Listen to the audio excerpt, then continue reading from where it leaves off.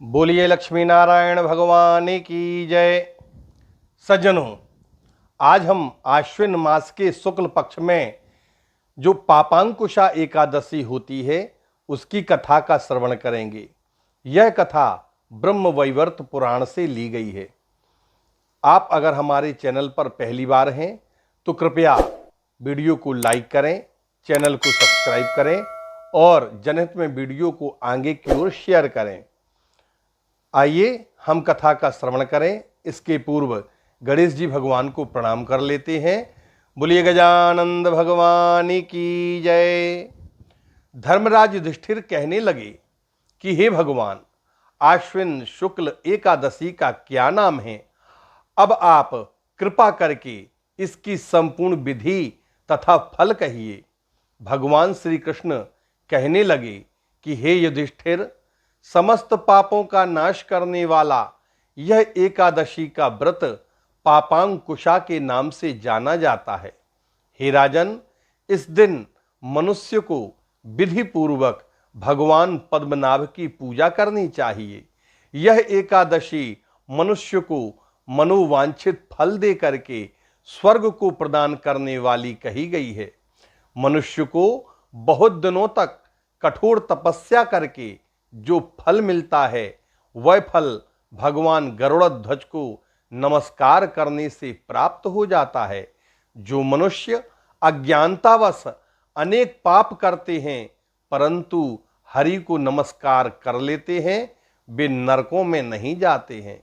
विष्णु भगवान के नाम के कीर्तन मात्र से संसार के सब तीर्थों के पुण्य का फल मिल जाता है। जो मनुष्य शारंग धनुषधारी भगवान विष्णु की शरण में जाते हैं उन्हें कभी यम की यातनाएं नहीं भोगनी पड़ती हैं। जो मनुष्य वैष्णव होकर के भगवान शिव की और शैव होकर के भगवान विष्णु की निंदा करते हैं वे अवश्य ही नरक के वासी होते हैं। हजारों वाजपेय और अश्वमेघ यज्ञों को करने से जो फल प्राप्त होता है वही फल इस पापांकुशा एकादशी के व्रत के 16वें भाग के बराबर भी नहीं होता है। संसार में एकादशी के बराबर कोई पुण्य नहीं है। इसके बराबर पवित्र और 3 लोकों में कुछ भी कहा नहीं गया है। इस एकादशी के बराबर कोई व्रत नहीं है। जब तक मनुष्य पद्मनाभ भगवान की एकादशी का व्रत नहीं करते तब तक उनकी देह में पाप निवास करता है। हे राजेंद्र, यह एकादशी स्वर्ग, मोक्ष, आरोग्यता, सुंदर स्त्री तथा अन्न और धन की देने वाली है। एकादशी के व्रत के बराबर गंगा, गया, काशी, कुरुक्षेत्र और पुष्कर भी पुण्यवान नहीं है। हरिवासर तथा एकादशी का व्रत करने और जागरण करने मात्र से सहज में ही मनुष्य विष्णु पद को प्राप्त हो जाता है।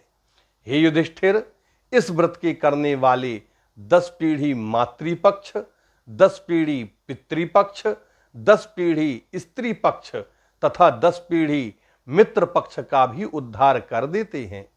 वे दिव्य देह धारण करके चतुर्भुज रूप हो जाते हैं। पीतांबर पहने हुए हाथ में माला को लेकर के गरुड़ पर सवार होकर के भगवान विष्णु के धाम में जाते हैं।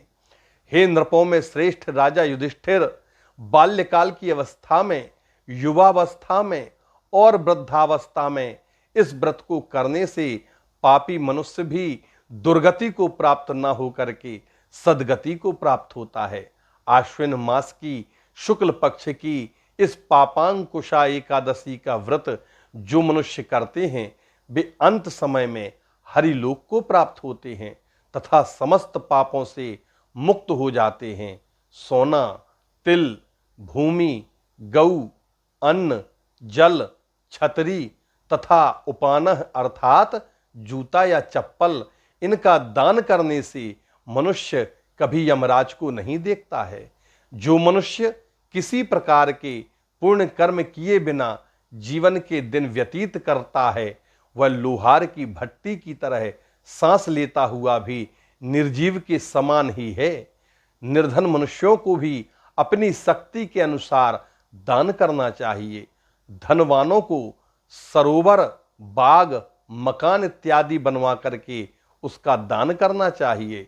ऐसे मनुष्यों को यम का द्वार नहीं देखना पड़ता है तथा संसार में दीर्घायु होकर के धनाढ्य, कुलीन और रोग रहित रहता है।